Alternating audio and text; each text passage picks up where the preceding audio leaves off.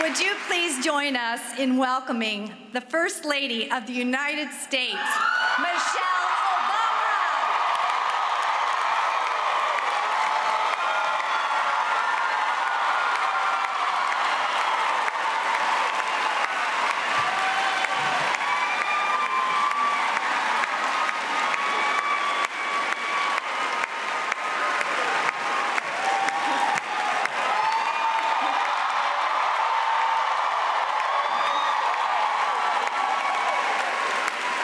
Good morning. Oh, you all rushed yourselves. I know you've been through a lot this morning, a little dancing, a little working out, so you need a little rest. But I want to thank you all so much. I am beyond thrilled to be here with all of you today as we celebrate the 2nd anniversary of Let's Move. It's a birthday. And I want to start by thanking Pastor Hunter and Becky for, that very kind introduction. We love those two people very dearly. They are tremendous role models to our family, to their community, to this nation, and I am grateful that they're hosting us here today. So let's give them a wonderful round of applause. Thank you so much. I also want to thank Nemours for their support for today's events and for their partnership in so many of our Let's Move initiatives. And finally, I want to thank all of you. We have got folks here from more than 120 congregations and organizations representing at least 15 different faiths and denominations. But we are all, that's wonderful. That is wonderful. And you're here on a Saturday morning, which is another wonderful thing. Now that's some commitment, like that.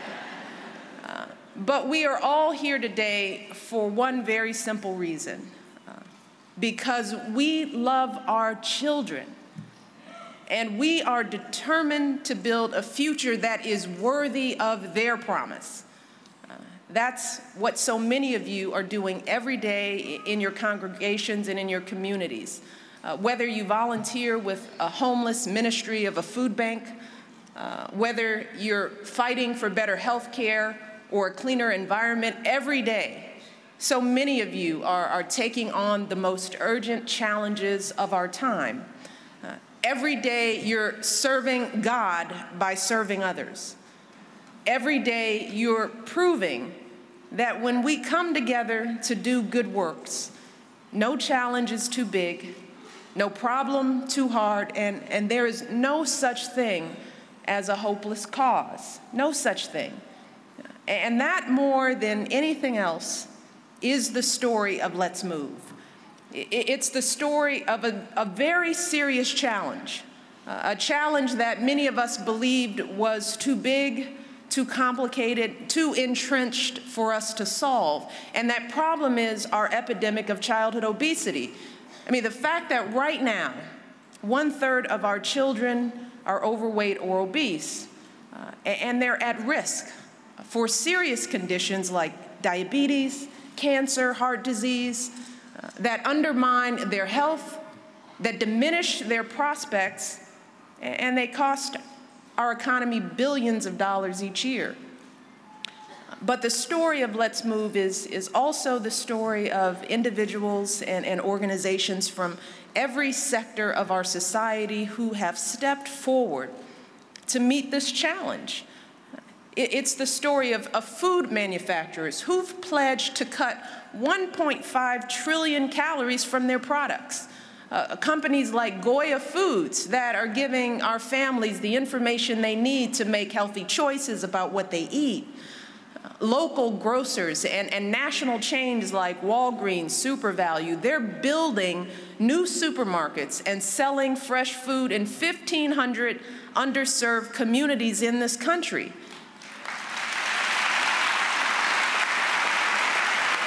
Our restaurants are stepping up, transforming their kids' menus, loading them with healthier options. Our mayors out there across the country, they're planting gardens, they're refurbishing parks. Congress passed historic legislation to provide healthier school meals for millions of our children.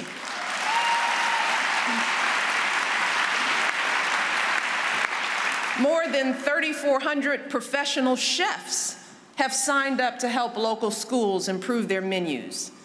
And then there are our celebrities. Everyone from Beyonce to LeBron to Drew Brees are serving as role models, inspiring our kids to dance, dribble, and pass their way to a healthier life. And it's important to know that all these folks are doing these things not just as business leaders who are concerned about their bottom lines, not just as elected officials serving their constituents or as celebrities promoting a cause. They're doing this as parents and grandparents who care about our nation's children. They're doing it as citizens who know that we as a country cannot fulfill our promise unless our children can fulfill their promise. And they're doing it because they know that when children here in one of the nation's richest nations on earth aren't getting the nutrition they need, when 1 in 3 of our children is on track to develop diabetes in their lifetimes, that means it's time for us to act. Because this isn't who we are, and it certainly isn't who we want to be. I mean, we know that something better is possible for our children, and we are determined to solve this problem once and for all. But we know that if we truly want to end our obesity epidemic so that our kids can have a healthier future, then we have to understand, how do we get here in the first place? How do we wind up here? So I want y'all to think back. Think way back, especially the grown folks like me. Think back to when many of us were kids, all those years ago. Now the children, you might not even understand how life was back then. Most of us led reasonably healthy lives. I mean, we walked to and from school every day, rain or shine. Amen. And in Chicago, where I was raised, we did it in the hail, sleet, snow, gale force winds. Yes, I sound just like my grandfather. Never thought I would. Back then, our TVs only had a few channels. You remember that? Just a handful of channels. And when those Saturday morning cartoons were finished, we were done with TV. That was it. It was over. Once American Bandstand and Soul Train were over, you had to go outside and play, right? And back then, playing did not involve a screen or a remote control. It meant actually moving your bodies.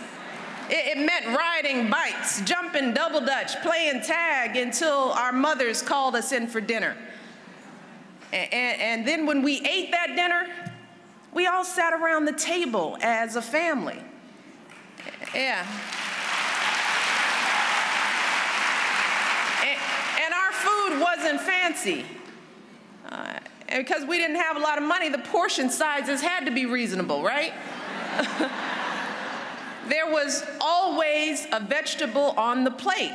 And we ate whatever we were served.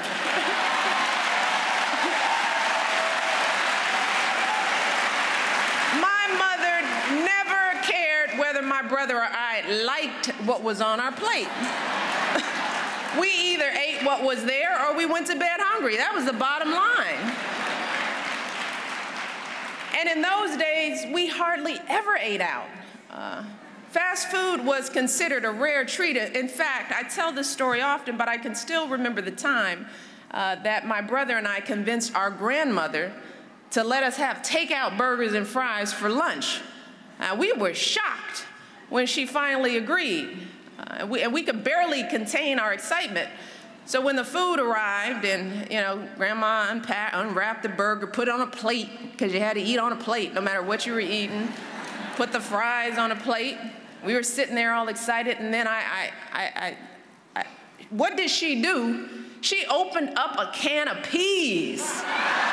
She opened up a can of peas. Oh, and to our horror, she served us 2 scoops each. My brother and I, we were like, Grandma, no. Because fast food or not, for my grandma, she believed in feeding her family a balanced meal at every single meal. Every single meal. See, back then, our society was structured so that healthy eating and exercise were just natural parts of kids' lives, all our lives. We didn't have to think about it. That was just the way it was. But today, unfortunately, it's the exact opposite. It's the exact opposite. I mean, many kids no longer attend neighborhood schools. So instead of walking or riding their bikes to school, they're taking a bus or a car.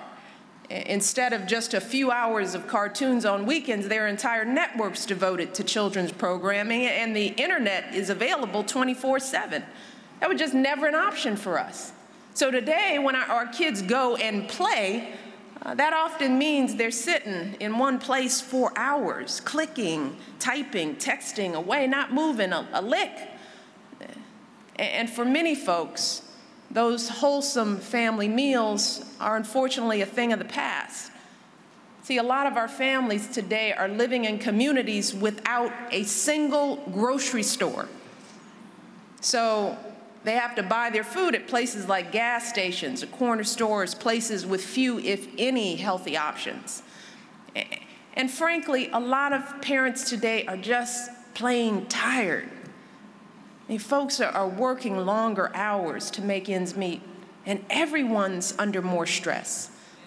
And as much as we all hate to admit it, sometimes it's just easier, to park the kids in front of the TV so that we can get a little time to pay the bills, do the laundry, just get a few hours of peace, right?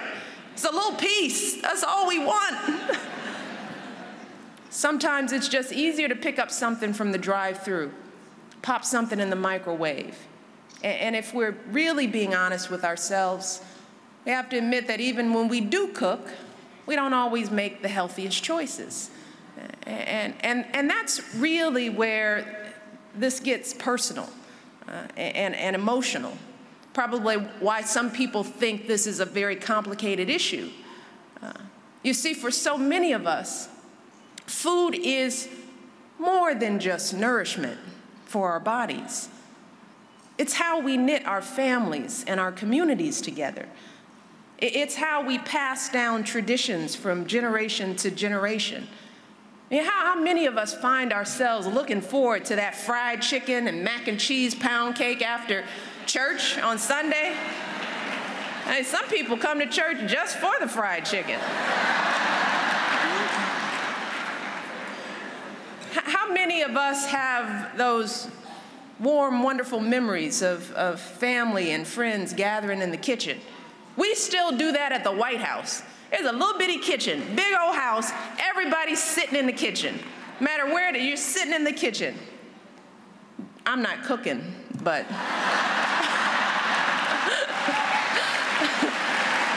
but we still like the kitchen. Dirtying every pot, cooking everyone's favorite dishes, talking, laughing, sharing stories late into the night. That's family. And whether it's Christmas, supper, Passover, Seder, Iftar, dinner, I mean, so many of our most sacred holidays revolve around food. All those familiar smells and tastes and the memories that go along with them, all of that brings us joy and comfort.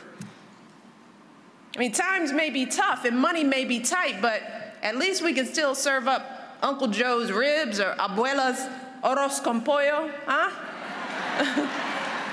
That's how we show our families that we care about them, right? No matter what culture we come from, no matter what faith we believe in, for so many of us, food is love. Food is sometimes all we have. And that is a beautiful thing. And we don't ever want to give that up, right? And unfortunately, We don't have to. Fortunately, we don't have to. We can still show that love. We can still honor those traditions, and we can do it in a way that's healthy for everyone, especially our kids. But we're going to have to make some changes, some modifications to adapt these traditions to our way of life today. And ultimately, that's what Let's Move is really trying to do. We know that government doesn't have all the answers. Know that there is no one-size-fits-all program or policy that will solve this problem. Every family and every community is different. Each of us needs to make the changes that fit with our budgets, our beliefs, and our taste. And that's really where all of you come in. I mean, that's why today was such an important part of our celebration. Because that is what our faith communities do best. You inspire and empower people to make meaningful changes in their lives. Sometimes folks won't do it if it wasn't said right here, right?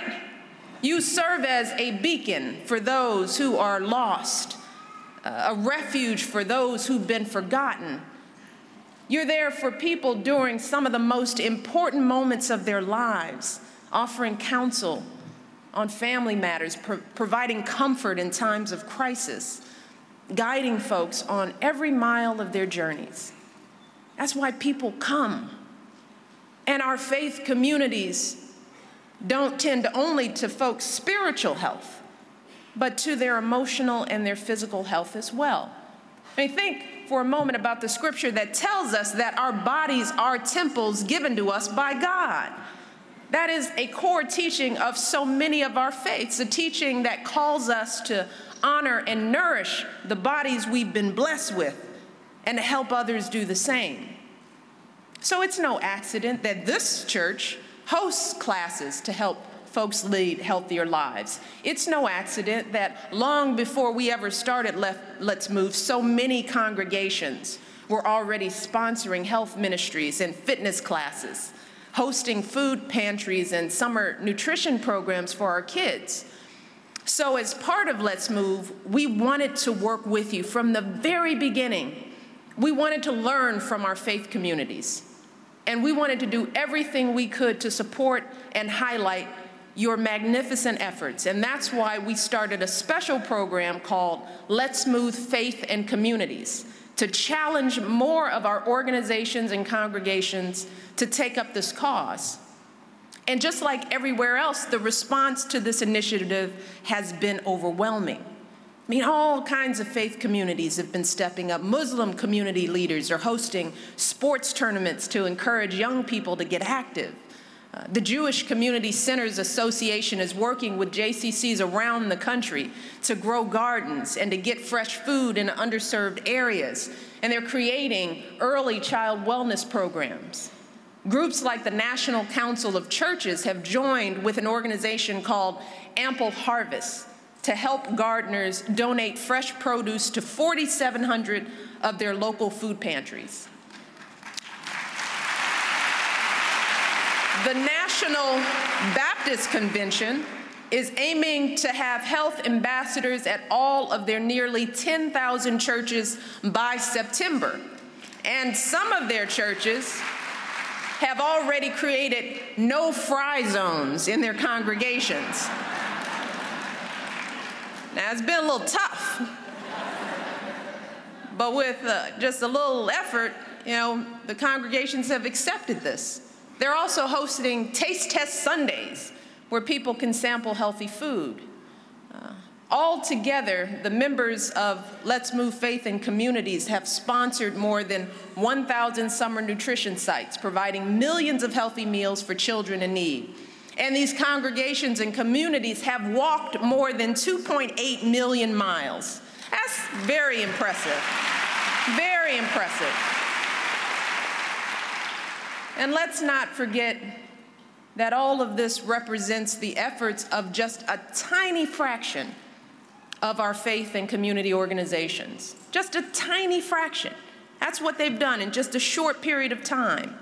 So just imagine what we could achieve if every single organization And every single congregation in America got involved in this way. Just imagine. Imagine how many children we could feed. Imagine how many miles we'd walk. Imagine how many lives would be transformed. So today, I have just one simple request for congregations and organizations across America, and that is join us. Join us. Be a part of this effort. Join us. If you're in a leadership role, make wellness a priority, both with words and with deeds. And talk about the importance of healthy eating and physical activity with your members. Get organized. Get organized by creating a wellness council or a ministry, appointing a health ambassador to lead the charge. There are so many natural leaders in our congregations who are just waiting to be tapped. Maybe there's a gardener who's been growing food in her backyard who wants to help the church out, or maybe there's a nurse or a dietitian, a community health worker who's eager to share their expertise. Maybe there's somebody who's just a great cook, right? And knows how to make some good, healthy snacks that taste good too, right? And once you've gotten organized, I want you to take action. Don't hold back. On this one, the sky should be the limit. You can host cooking classes or a farmer's market. I just tried Zumba, which is like, that's pretty good. See? We got a lot of Zumbas. If we're Zumbaing after church, man, look out. You can take your youth group on a weekend hike, or better yet, a weekly jog. They will love the time spent with an adult. You can try substituting fresh fruit and vegetables for those donuts and coffee cake after service, right? And anyone who is interested for additional ideas, tools, resources, you can go directly to the website at letsmove.gov. There are so many fun things, ways people are doing. There's so many creative activities happening in congregations and in communities across the country. And I hope you all will be inspired to do even more. And whatever you do, I want to know about it. Tell me about it. Whatever you're doing out in your congregations, I want you to email me. I want you to write me. Even better, I want you to send me a video of what you're doing, because today I'm announcing, listen up, that Let's Move is starting a video contest. And we're asking faith and community organizations to show us the best examples of the healthy changes that you're making. And you know what, the winners, you know what we're going to do? We're going to invite them to the White House this summer. Come on to the White House. Our top entries, because I want to meet you all in person. I want to hear about all that you're doing. So hopefully that's a little incentive, maybe a little fun. The funnier the better. You see me, I love fun. So I really do hope that all of you here and congregations and organizations across this country will embrace these efforts on behalf of our children.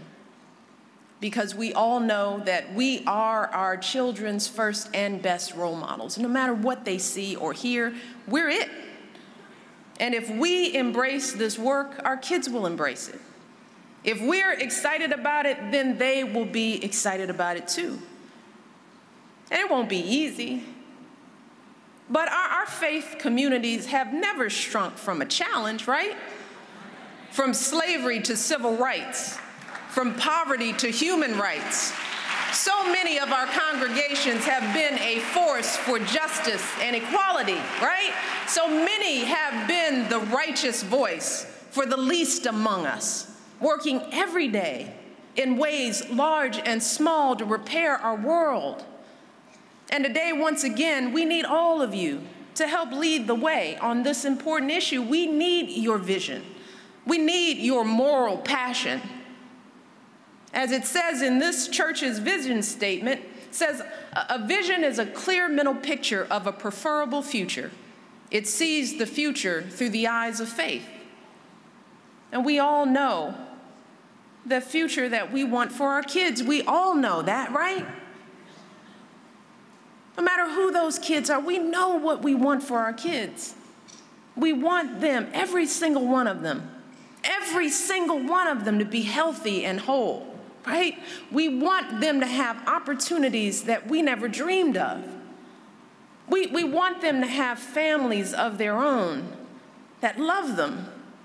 We want them to have communities that support and sustain them.